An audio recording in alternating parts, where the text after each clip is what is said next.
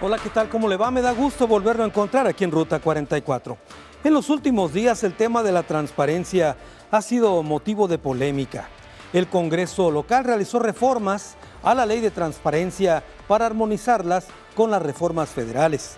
Sin embargo, algunas modificaciones y adiciones generaron un amplio debate. Según los conocedores, dejar la reforma así significaría un retroceso en materia de transparencia. Este es el tema que tocamos hoy aquí en Ruta 44.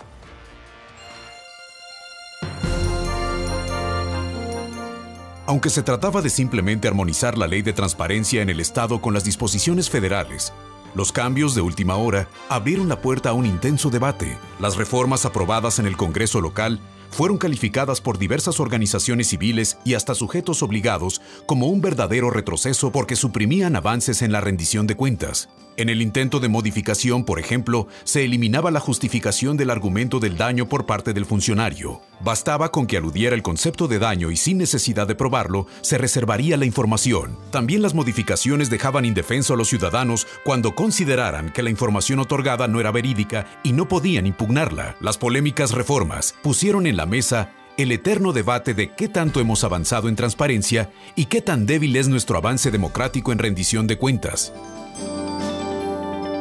Por supuesto que es el tema de la semana, esto de la transparencia. Saludo con mucho gusto a Francisco Javier González Vallejo. Él es consejero del Instituto de Transparencia del Estado de Jalisco. Francisco, bienvenido. ¿Qué tal, Carlos? Qué gusto estar aquí contigo y con el auditorio de Canal 44, aquí en Ruta 44, para analizar este tema que es fundamental en la vida cotidiana de todos los jaliscienses. A ver, yo te pediría que hiciéramos una especie de recuento hacia atrás. ¿Cómo fue que llegamos a este momento del debate? Es decir, ¿cómo tenía que armonizarse la ley? ¿Por qué tenía que hacerse? ¿Y qué fue lo que finalmente ocurrió? Mira, recordemos que el año pasado fue reformada la Constitución para establecer una serie de principios y bases que estandarizaran o que hicieran más homogéneo, más parejo, claro, el ejercicio del derecho de acceso a la información en todo el país.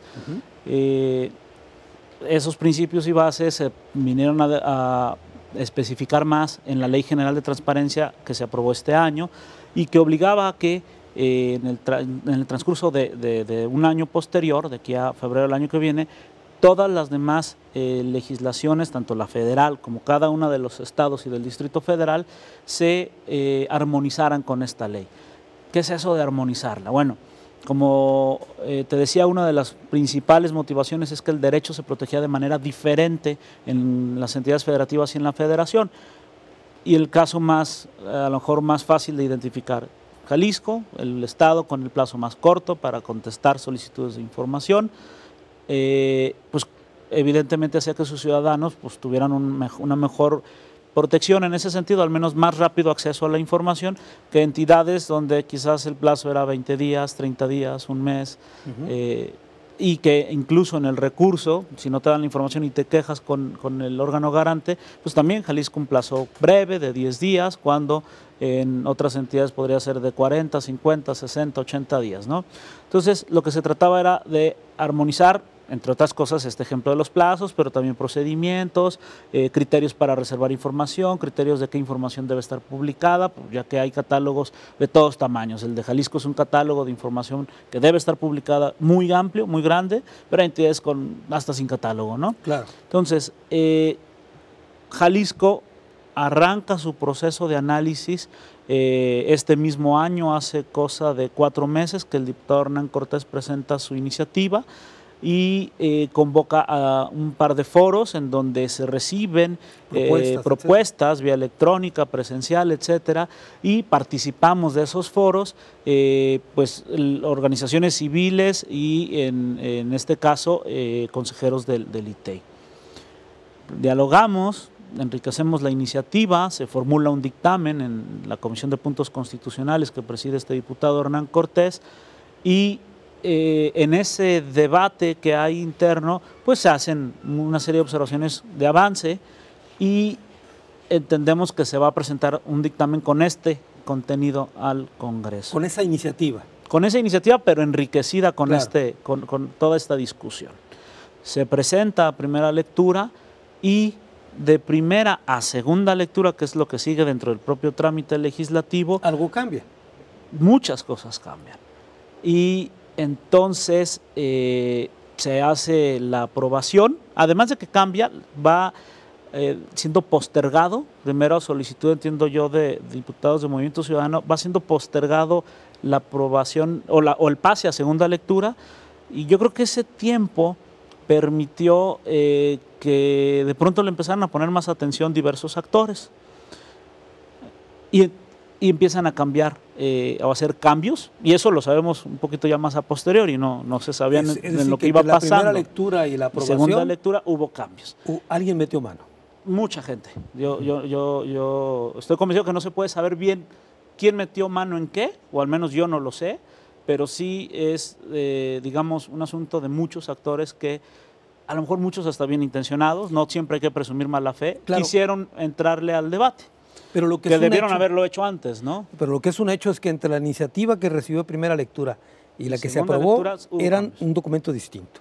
Había muchos cambios, así es. Incluso está en la página web del Congreso, gracias precisamente a la transparencia.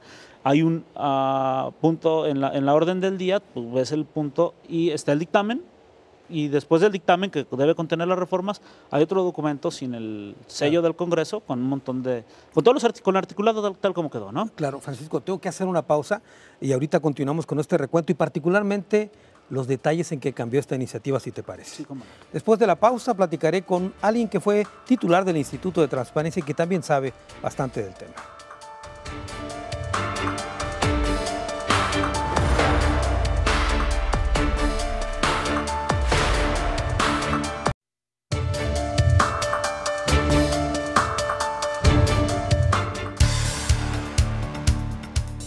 La transparencia es una herramienta fundamental para inhibir la corrupción. Un informe sobre percepción de la corrupción de Transparencia Internacional de México ubicó en 2013 a nuestro país en el lugar 106 de 177 países evaluados. El país latinoamericano mejor evaluado fue Uruguay, en el lugar 19. Es el tema de la transparencia el que tocamos en esta ocasión aquí en Ruta 44. Saludo con mucho gusto a Augusto Valencia. Él fue presidente precisamente hace algunos años del Instituto de Transparencia y algo conoce del tema. Augusto, bienvenido. ¿Qué tal? Muchas gracias por la invitación, Carlos, y un saludo a todo tu extenso auditorio. Augusto, ¿cómo has visto todo este proceso a la distancia? Pues ha sido un desastre, ¿no? Yo creo que en contexto habría que remarcar que el derecho a acceso a la información en Jalisco llegó hace poco más de 12 años, el instituto acaba de cumplir 10 años, me tocó a mí arrancar con la segunda ley de transparencia y la creación del instituto, esta estructura burocrática que tiene que vigilar que la información que es pública se entregue a quien lo está solicitando. Esa ley fue una ley considerada de avanzada en su momento y pues permitía que cualquier ciudadano, sin necesidad de tener un abogado, accediera a información con trámites muy sencillos, claro, y el instituto tenía que resguardar el derecho, garantizar que esta persona recibiera la información por parte del gobierno. Para las sanciones de aquellos que se oponían a entregar información, había un esquema muy rudo que era la denuncia penal. Nos vimos involucrados en varias denuncias en contra de altos funcionarios porque negaban información a quien la solicitaba cuando era información pública. Incluso al gobernador en su tiempo, ¿no? A Ramírez Acuña, que era gobernador, después fue secretario de Gobernación, ¿no? Y tuvo que aventar el peso del Estado para enfrentar al Instituto de Transparencia. Pues digo, por todas estas lógicas de confrontación, tanto con el Ejecutivo, el Legislativo y en algunas ocasiones con el Judicial, pues ya no continué, duré 4 años el periodo del encargo y ya no tuve opción de ser ratificado, ¿no? Claro. Aunque hicimos un buen trabajo con un equipo de colaboradores pues que hoy regresan al Instituto de Transparencia a tratar de revivir un muerto, ¿no? Porque el segundo presidente del Consejo del Instituto fue un presidente a modo, el señor Reinaga, que la intención de su incorporación pues fue destrozar la poca credibilidad o mucha que había generado el tema en el caso de Jalisco. Ahora, tú decías hace un momento que Jalisco en su tiempo fue de avanzada con este tema de la transparencia. Hoy, sí, con lo que estás viendo, ¿nos vamos a la fila? ¿Nos vamos hasta el fondo con esto? Pues se pone en evidencia la resistencia que hay de la clase política gobernante a la apertura de la información que se genera con recursos públicos. En este plazo de 10 años ya van 5 leyes de transparencia. O sea, es totalmente irresponsable que en un estado como Jalisco pues tengamos periodos de maduración de ley de 2 años. Apenas resuelven tribunales criterios que se presentan para ir acotando la ley o avanzando en el derecho, y cambian la ley, y cambian la ley, y cambian la ley otra vez. En esta intentona, en la más reciente, pues se ve claramente la mano del gobierno del Estado a través de unos de sus operadores en materia de transparencia, que fue consejero del Instituto de Transparencia cuando me tocó ser presidente, se llama Guillermo Muñoz, que defienden la opacidad en el proceso de fiscalización. La auditoría es un espacio, parece, intocable por la clase política dominante, y eso es un grave retroceso. La ley que me tocó aplicar daba apertura a todos los procesos de la fiscalización y no había necesidad de modificarle nada, le fueron metiendo mano para ir cerrándole al instituto estas atribuciones que la ley general, que hoy está vigente, copió de Jalisco para llevarlo a una esfera nacional. Entonces Jalisco, de ser referente, hoy está entrampado en una lógica política que nos está llevando al traste, ¿no? Es decir, que en lugar de que la tendencia fuera a cada vez mayor apertura, se están cerrando puertas. Se están cerrando puertas. Antes había una distancia entre lo que era el Consejo y lo que era el Instituto de Transparencia, para mantener pues esta lógica de conflictos de intereses entre los consejeros fuera del alcance de la nómina. Hoy el Instituto de Transparencia está en una sede que otorgó el gobernador del estado a presión, sin duda, sobre el presupuesto, y que aceptaron los consejeros del instituto irse a ese monumento, edificio magno de la transparencia, y estos son los costos, ¿no? Permitirle que el gobernador meta mano. El gobernador metió mano, por ejemplo, en la elección del secretario ejecutivo, que era una posición y es una posición estratégica en materia del derecho a acceso a la información, y hoy les están cobrando la factura.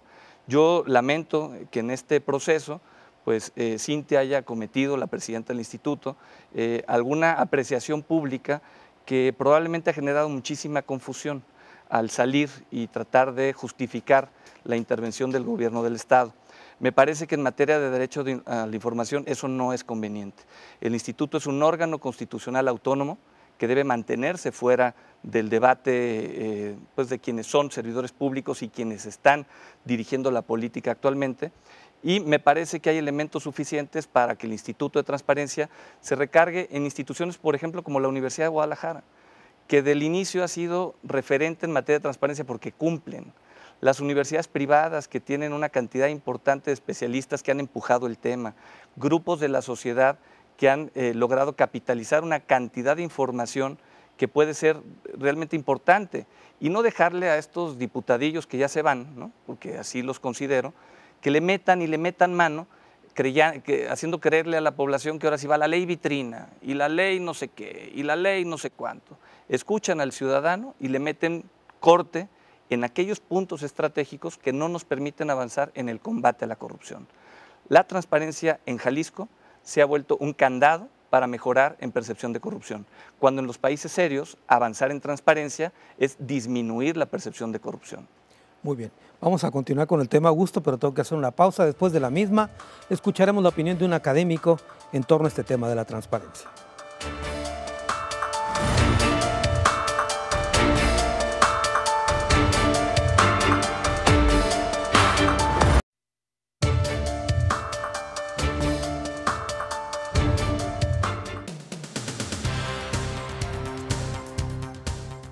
Según Transparencia México, en su medición del índice de corrupción y buen gobierno, en 2010 se identificaron 200 millones de actos de corrupción en el país. La mordida costó a cada hogar en promedio 165 pesos y para ese fin se habrían destinado 32,000 millones de pesos.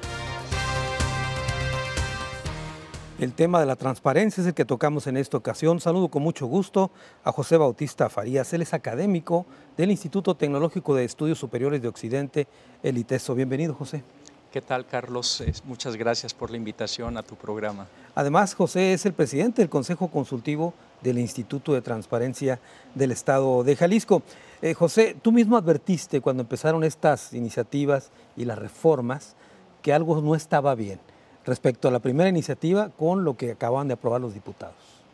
Bueno, así es. En la segunda lectura, como ya comentó hace un momento el consejero Francisco Vallejo, en la segunda lectura del dictamen de la ley, pues se introdujeron una serie de cambios que no sabemos todavía con precisión a iniciativa de quién se presentaron.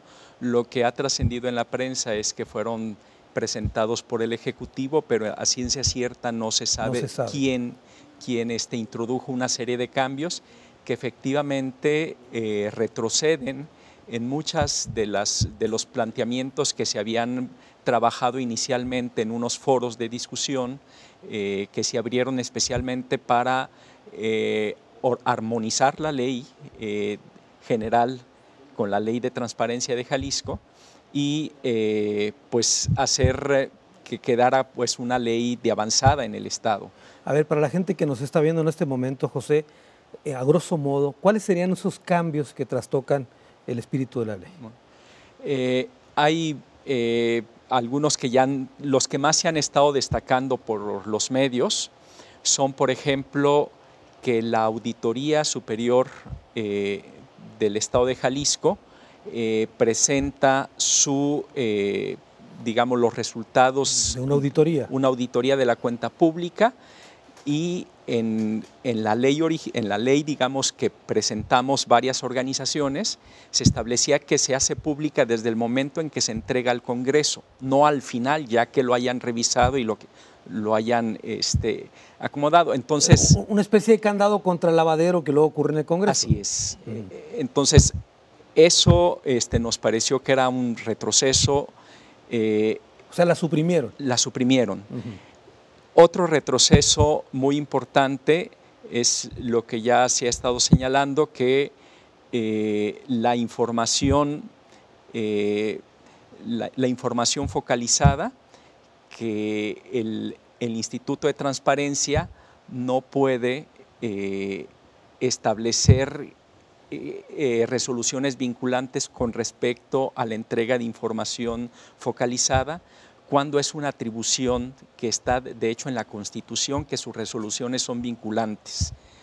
Otro cambio que hicieron y del cual no se ha hablado por parte de los medios de comunicación y a las organizaciones, a la mayoría se les pasó, es, por ejemplo, que hicieron cambios en la designación de los consejeros que presiden el Instituto de Transparencia. Es decir, rasuraron puntos centrales que deberían de venir en la convocatoria, pero lo fundamental es que quitan a las universidades y a los expertos en la intervención de la aplicación del examen. ¿Quién lo va a hacer? Lo dejan en términos muy generales, con la intención de que quede otra vez como estaba anteriormente, es decir, sí se habla de aplicar un examen, pero no se precisan quiénes intervienen, ni el procedimiento, ni los plazos en que debieran salir las convocatorias, y eso abre la posibilidad pues, de que los diputados armen una convocatoria más a modo. Claro. Y eso nos parece que es un serio retroceso, pero también es un serio retroceso, ya lo han estado destacando, la cuestión de los cheques, y ese es un retroceso. ¿La cuestión de los cheques en qué sentido?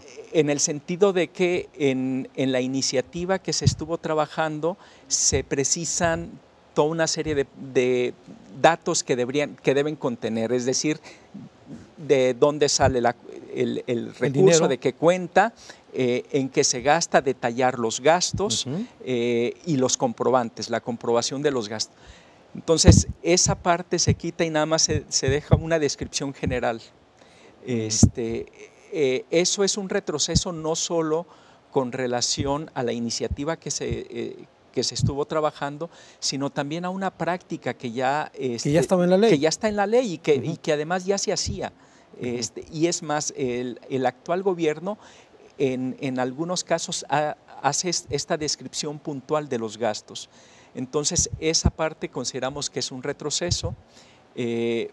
Entre otros temas, los que más se han destacado son estos, pero es también un retroceso con respecto al proceso en que se fue elaborando esta ley, con foros abiertos en donde pues varias organizaciones se estuvieron reuniendo con el diputado Hernán Cortés y con un asesor jurídico para precisamente junto con el ITEI pues hacer propuestas y enriquecer la iniciativa.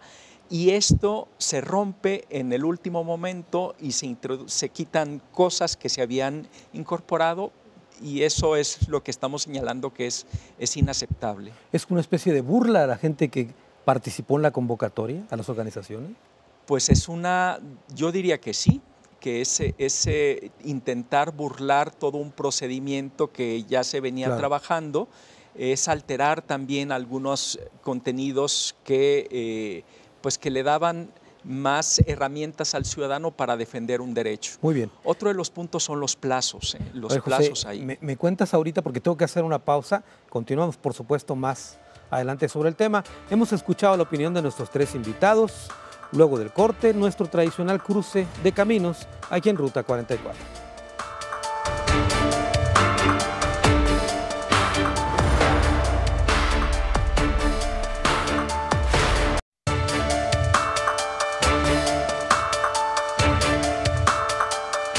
Ley de transparencia, un oscuro debate, es el tema que tocamos hoy aquí en Ruta 44. Francisco, hicimos una especie de recuento hace un momento, la verdad es que también José ya nos adelantaba algunos puntos que son parte de esta polémica, de esta ley que se modificó en el camino, etcétera, etcétera. ¿Dónde estamos ahorita, después de una serie de diálogos que han tenido? Mira, afortunadamente el que la sociedad civil haya alzado la voz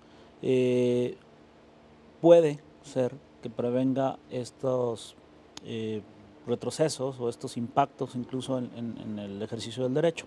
¿Por qué? Pues porque el Consejo Consultivo del ITEI que preside Pepe ayer se reunió de manera extraordinaria a deliberar sobre los puntos que son un retroceso o que no fueron aprobados tal y como se habían venido consensando en los foros previos, y se llegó a la determinación de son como 64 propuestas, pero creo que se van a andar compactando algunas, ¿no, Pepe? En términos de la redacción y todo, de modificaciones, unas más significativas que otras.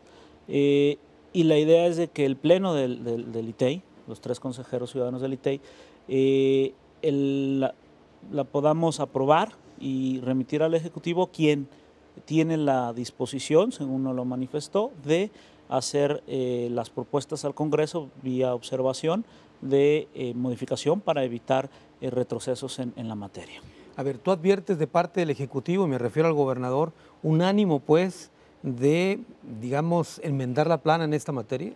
Sí, hubo una reunión con el secretario general de Gobierno, quien nos dijo que el gobernador está muy interesado en que pues no haya estos retrocesos que denunciamos varios actores ciudadanos en las semanas pasadas, y que estarían muy atentos a lo que resultara de esta reunión del Consejo Consultivo del ITEI. Por cierto, uno de los retrocesos que tú hiciste mucho hincapié es el tema de que un ciudadano pide información, se le entregan, y si es falsa, ya no puede, digamos, refutar nada. Sí, y es chistoso.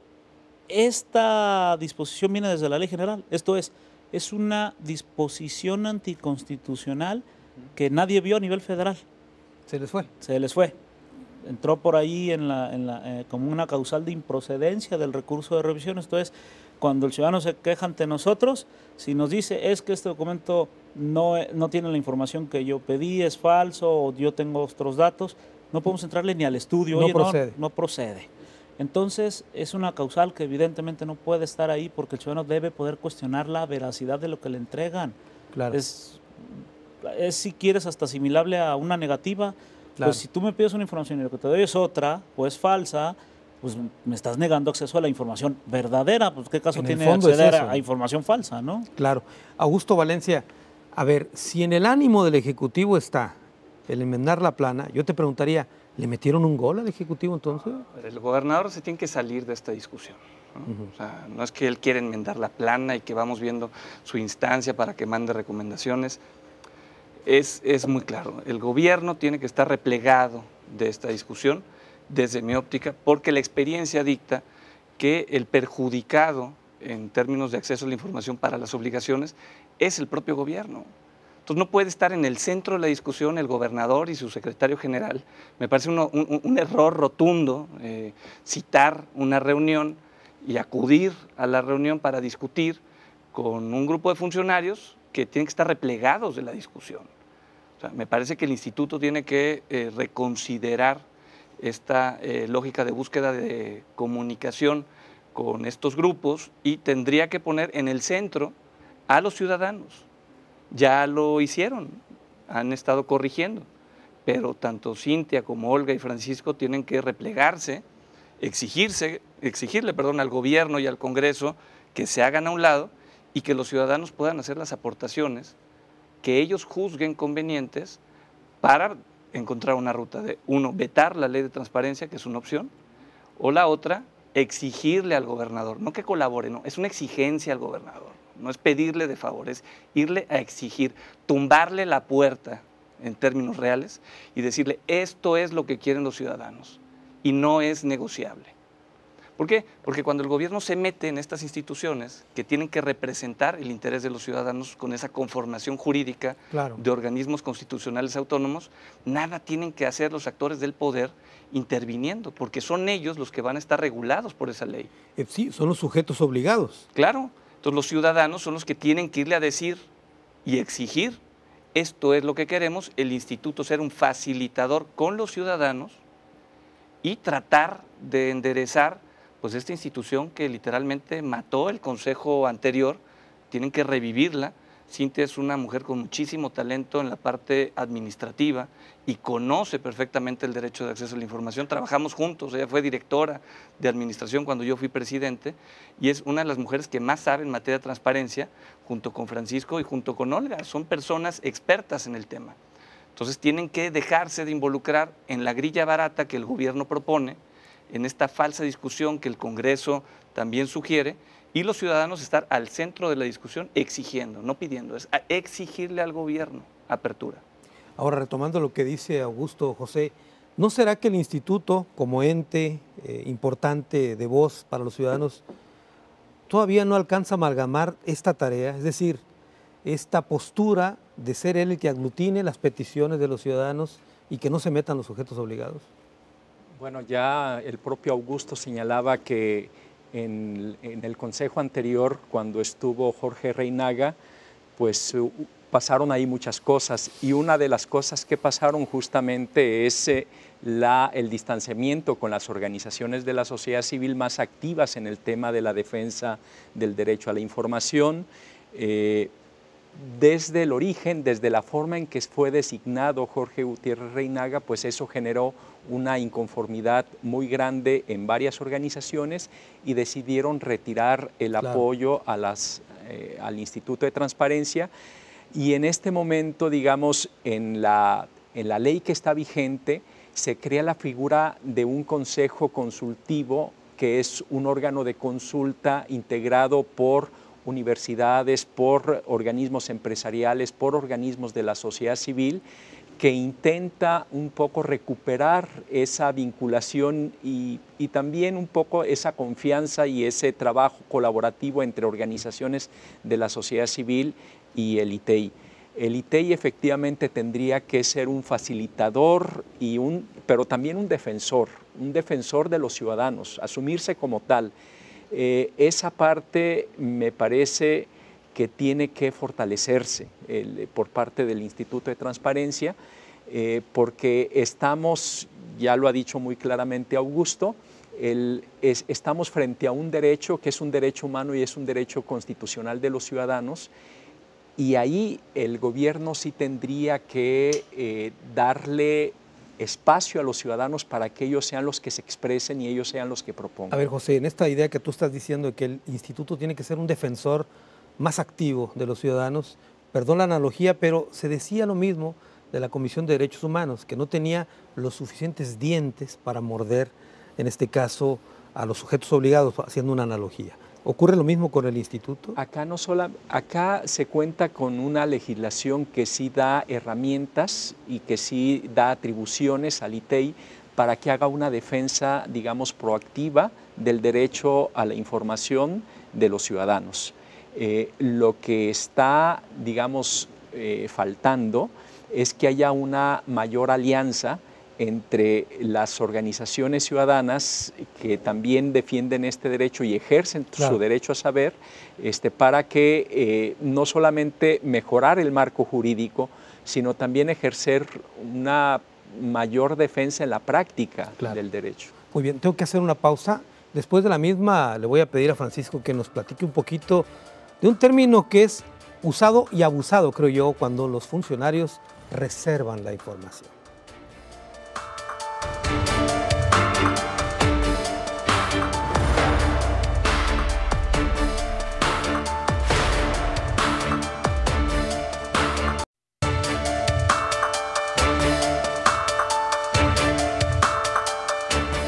Ley de transparencia, un oscuro debate es el tema que tocamos hoy aquí en Ruta 44 y el debate se estaba dando ahorita en la pausa. A ver, Francisco, ¿querías comentar algo respecto a lo que dijeron? Retomarlo. A ver, estoy de acuerdo en el fondo con lo que ambos han planteado, ¿no? El instituto debe acercarse un poco más a las organizaciones de la sociedad civil. Se han estado haciendo los esfuerzos, nos falta un poco más. Afortunadamente la ley crea esta manera de institucionalizar la participación de los ciudadanos con el instituto. Diferiría a lo mejor, como lo decíamos en el corte, en el estilo, ¿no? O sea, porque yo pienso que el estilo debe ser un poco más tendiente al diálogo, tanto con ciudadanos como con el gobierno. Pero un matiz que yo he hecho, incluso en la reunión con el secretario general de gobierno, lo dije, Pepe estaba ahí, que si bien somos una especie de vínculo, es un vínculo que debe tender siempre a estar del lado de los ciudadanos, porque estamos hablando de que regulamos relaciones entre desiguales, entre las organizaciones públicas grandes, poderosas, con abogados, con estructuras, y pues individuos que van y piden información. Entonces, por supuesto que el instituto debe estar del lado de los ciudadanos. Difiero a lo mejor en el tema del tono, es decir, más alto, más bajo, pero son estilos. En el fondo creo que sí es correcto, que debemos estar de ese lado. Preguntaba sobre el tema de la reserva. A ver, nada más esto, la información que tiene el sujeto obligado, las autoridades, no es de ellos. Por supuesto, le no. pertenece a los ciudadanos. Pertenece a los ciudadanos. Y esa es la esencia de todo. El que en un sistema político que pretende ser democrático, yo todavía tengo mis dudas que ya lo seamos, yo creo que estamos transitando todavía, por desgracia, muchos años transitando, pero un sistema que se pretende democrático evidentemente tiene que partir de la base de que el soberano es el ciudadano, claro, y que por lo tanto todo lo que se genera con sus recursos es de él. ¿Sí? Y solo por excepción, y aquí voy a contestar un poquito lo que decías, solo por excepción, por cierto tiempo y mientras haya determinadas circunstancias, la información no se le puede dar. ¿A quién? Al dueño de ella, ¿sí? A todos nosotros. ¿Por cuestiones de seguridad? ¿Qué otras cosas? Puede ser cuestiones de seguridad, porque hay un juicio y cierta información dentro del juicio podría implicar entorpecimiento del proceso, investigación policíaca, etcétera. Esto es, la reserva tiene que ver con hacer lo que se conoce como un razonamiento de prueba de daño. Probar que revelar esa información ocasiona un daño. Así es. Que ese daño es superior al propio interés de conocer esa información. De acuerdo. Y si además está contemplado en la ley ese tipo de información, se configura el hecho de tener que negar momentáneamente la información. Muy bien. Augusto Valencia. Yo difiero de manera categórica con tratar de pretender que el Instituto de Transparencia sea una oficina más del gobierno del Estado. La figura jurídica es muy clara y se han creado organismos constitucionales autónomos para contrarrestar los poderes tradicionales, el Ejecutivo, el Legislativo y el Judicial. El Poder Ejecutivo trata de controlar las diferentes oficinas a través del presupuesto. Y los órganos constitucionales autónomos tienen que defender derechos, por ejemplo, el derecho a saber, en el caso del Instituto de Transparencia, el derecho a una elección limpia, en el caso del Instituto Nacional Electoral. Entonces, si vemos a los consejos ligados a intereses partidistas o ligados a un proyecto político que no es el mismo proyecto que tienen los ciudadanos con relación a ese derecho que deben de tutelar, pues estamos en un conflicto. ¿Por qué? Porque tenemos consejeros en todos los órganos constitucionales autónomos que van de paso a una chamba buscando no confrontarse con el poder para después ligar algún proyecto personal. Y lo hemos visto en todos los niveles, en todos los estados y en todos los tipos de consejos. Entonces, desde ahí parte una discusión en cuál es el rol que debe tener el gobierno y el gobernador con relación a este tema. El gobernador no se tiene que meter. Para eso hay leyes que lo van a regular. Los ciudadanos tienen que estar en el centro de la discusión y los órganos constitucionales autónomos se deben de profesionalizar. Uno de los graves errores que se cometieron en materia de acceso a la información tuvo que ver con el modelo de consejo. El modelo de consejo original del Instituto de Transparencia era que un número de consejeros no cobraba ningún sueldo y atendían una serie de recomendaciones para los titulares de organismos públicos y se retiraban a sus casas, ¿no? Después se dio cuenta que tenía que profesionalizarse el consejo, pero se dieron en esa profesionalización estructura dentro del órgano constitucional autónomo. Entonces los consejos se convierten en juez y parte dentro de un proceso porque inciden en las estructuras y se pierden objetivos. A ver, nada más un matiz de lo que dijiste. En este caso, el Instituto de Transparencia como órgano que tú decías, ¿debe confrontar al Estado o debe confrontar los abusos que comete el Estado? Lo que debe de ser es una instancia que genere confianza con los ciudadanos y el ejercicio del derecho de los ciudadanos, si provoca una confrontación con alguna autoridad, ser parte en la confrontación, abanderando el derecho de la persona que está titulada, están protegiendo, ¿no? Ese es el rol de estos organismos. Imagínate en un proceso electoral, cuando el Instituto Federal Electoral está a las órdenes del presidente de la República, pues ¿qué autoridades electas vamos a tener? O cuando el titular de la Comisión de Derechos Humanos también resulta ser un palero del gobierno, pues es el único país donde creamos instituciones y hay más desconfianza en los procesos electorales, hay más desconfianza en el tema de la tortura y protección de los derechos humanos y en transparencia no hemos avanzado. Porque en transparencia, si hay transparencia, disminuye la corrupción. Y aquí vamos en sentido contrario. Mientras más leyes de transparencia hay en Jalisco, la percepción de corrupción aumenta. Entonces, estamos haciendo algo mal. José Bautista, ¿quieres opinar sobre el tema? Sí, bueno, el tema del combate a la corrupción al que se ha hecho referencia Augusto, no se combate solamente con transparencia. Fundamentalmente lo que ha fallado son muchas cosas. La forma en que están diseñados las entidades de fiscalización superior, que tienen también este sesgo y obedecen pues más a criterios políticos los cargos, pues eso es una falla del diseño, la impunidad, o sea, la falta de rendición de cuentas y la corrupción es producto de que los órganos que se encargan de fiscalizar no funcionan. Y también la impunidad, es decir, también el órgano que se encarga de administrar y procurar justicia no funciona. Y no funciona por lo que ya ha estado mencionando ahorita Augusto. Entonces, no es solamente con transparentar, sino es también todo el sistema que fiscaliza el recurso público. No hay sanciones en nuestro país, la corrupción es enorme, otros países como Guatemala nos están poniendo el ejemplo, y aquí en México la ley nacional anticorrupción no permite que se le acuse al Ejecutivo de corrupción. Bueno, entonces, a ver, José, regresando al tema de la transparencia, sí, quisiera consultarte. Hace unos días, en esta reunión extensa que tuvieron, mencionaba Francisco que fueron más de 60 y tantas propuestas que seguramente se van a condensar. ¿Cuáles tú dirías que serían de interés, digamos, de más avanzada que las que ya se tienen en la primera iniciativa? Bueno, hay muchas, ¿no?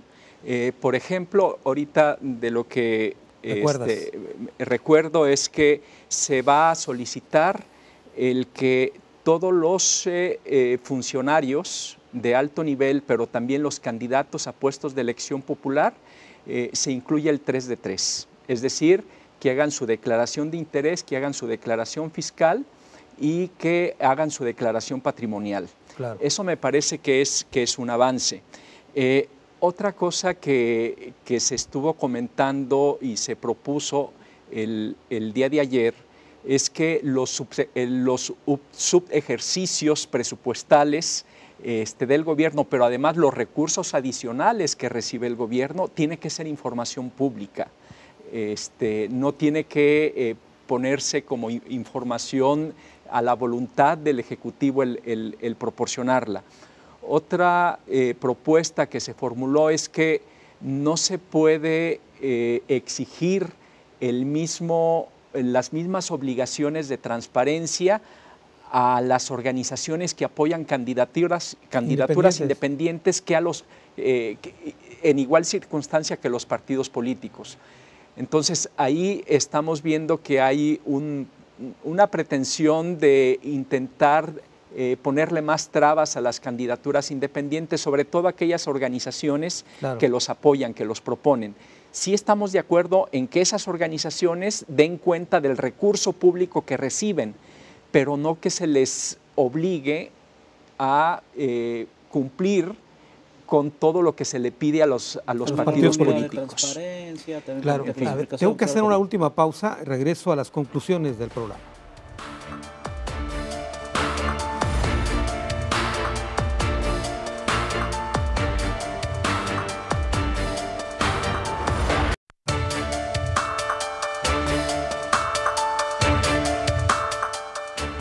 Ley de transparencia, un oscuro debate, es el tema que tocamos hoy aquí en Ruta 44. Estamos llegando a la parte final del programa, vamos a las conclusiones. Comienzo contigo, Francisco.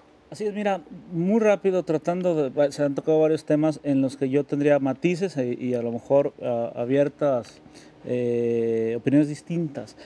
A ver, ¿cómo no involucrar al Ejecutivo si para corregir la ley necesitamos que el Ejecutivo meta las observaciones? Es algo instrumental.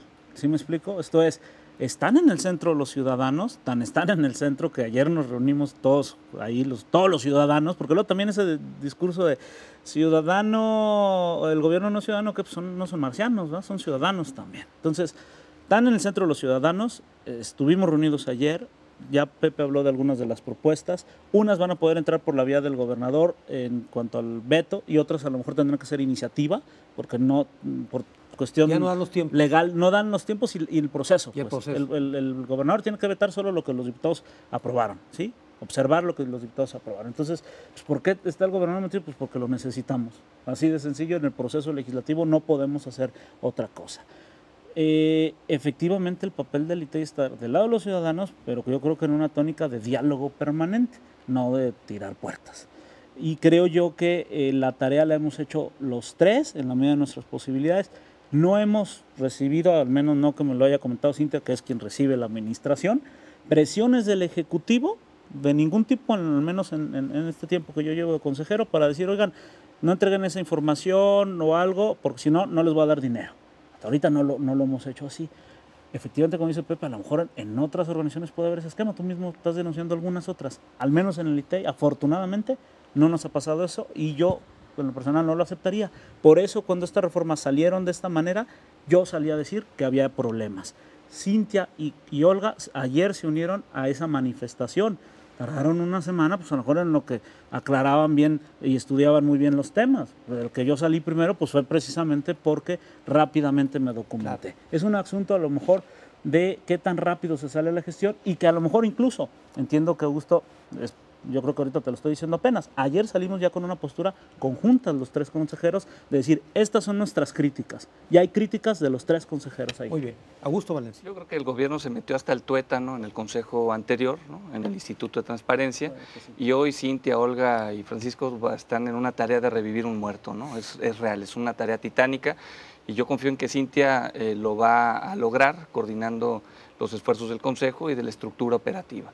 Es una burla que este Congreso en menos de 3 años haya aprobado 2 leyes de transparencia, cuando sabían que había una ley general que se estaba discutiendo en la Ciudad de México, y me parece que no son buenas las intenciones de quien quiere hoy abanderar el derecho de acceso a la información desde el Ejecutivo, porque son claras las señales en las que en diferentes ocasiones ha apretado para tratar de ocultar información. Hoy los portales de transparencia del gobierno del Estado son realmente un misterio. Hay mucha información que no se puede contrastar, ni siquiera se puede validar que sea cierta. En el gobierno del Estado puso la muestra y los gobiernos municipales la replicaron. Hay mucha información que no se sube a los portales de transparencia y el ciudadano no tiene herramientas suficientes para poder hacer un criterio, tomar un criterio sobre un tema específico. Una prueba de ello es el asunto de la línea 3 del tren ligero. Son años los que han estado elaborando supuestamente el proyecto y es fecha en que apenas aparece que van a entregar algo de información. Es una burla, creo que este Congreso se haya metido en esa dinámica. Yo espero que ya le paren y en lugar de moverle a las leyes de transparencia, empiecen con la de fiscalización, responsabilidades de los servidores públicos, la ley de archivos, que de ella casi no se habla, y una serie de marcos normativos regulatorios que van a ayudar que la transparencia avance y disminuya la corrupción. Muy bien, gracias Augusto. José Muchas Bautista. gracias. Bueno, hay ciertamente que modificar, que hacerle cambios fuertes a lo que aprobó el Congreso. El día, digamos, el día 24 de septiembre hubo una sesión extraordinaria del Consejo Consultivo con organizaciones de la sociedad civil, hubo incluso ponencias que en lo individual se presentaron y me parece que ahí hay una cantidad de propuestas muy interesantes que si son incorporadas en la ley, que es lo que se pretende, vamos a tener una ley, digamos, bien fortalecida en la defensa del derecho de los ciudadanos a la información. Me parece que los diputados debieran estar abiertos a recibir estas observaciones, no solo el Ejecutivo ya se comprometió a hacerlo a través del Secretario General de Gobierno, pero también hacemos un llamado al Congreso para que si hay apertura para explicar y exponer el por qué se están formulando estas propuestas. Lo que sigue es vigilar que esto ocurra, tanto con el Ejecutivo como con el Congreso, y que las organizaciones de la sociedad civil, que los medios de comunicación, pues sigan haciendo señalamientos cuando pues no ocurra esto, ¿no? Muy bien, muchas gracias José. Gracias Augusto y gracias Francisco. Yo creo que los convoco a que volvamos a tener otro encuentro, si les parece, un poco más adelante, conforme avance este proceso de la ley de transparencia. Estamos para que regresemos a esta mesa, por supuesto. Hasta la próxima.